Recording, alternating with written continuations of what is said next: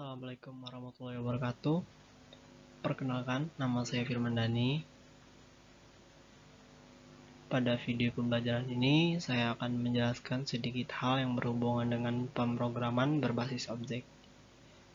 Dan ini juga adalah tugas individu saya sekaligus video pembelajaran pertama saya.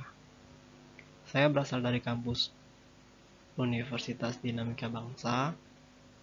NIM saya 802019-0210, kelas 03 PT3. Baiklah, saya akan mulai melanjutkannya. Yang pertama adalah instansiasi. Instansiasi adalah pembuatan instans atau objek dari suatu kelas. Dan berikut ini adalah contohnya.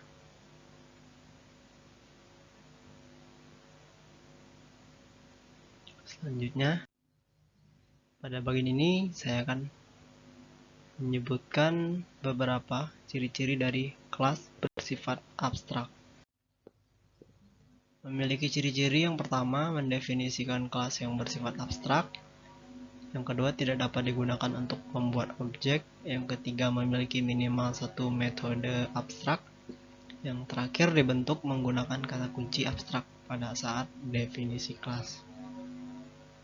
Dan berikut ini adalah contoh dari kelas bersifat abstrak. Pada codingan ini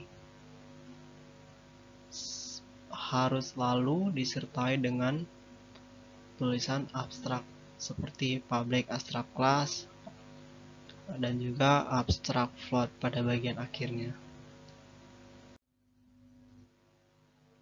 Selanjutnya, pada bagian ini saya akan menjelaskan apa itu metode bersifat abstrak.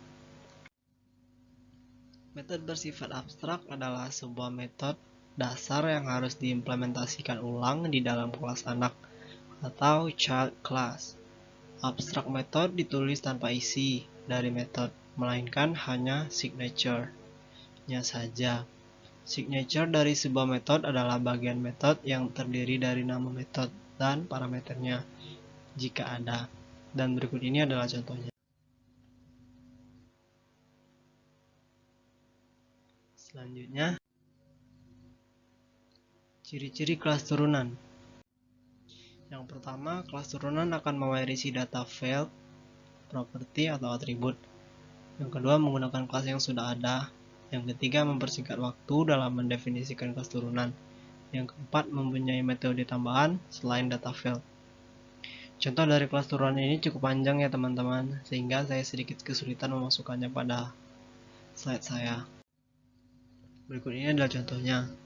Maaf bila kurang dapat dilihat, karena untuk menyelesaikan saja itu sudah cukup sulit. Selanjutnya, dan yang terakhir adalah method of write. Method of write merupakan suatu keadaan di mana kelas anak dapat mengubah atau bisa kita bilang memodifikasi atau memperluas data, dan metode pada kelas induk keuntungan of write dapat menambahkan sifat atau atribut pada kelas induknya. Berikut ini adalah contoh dari class of write.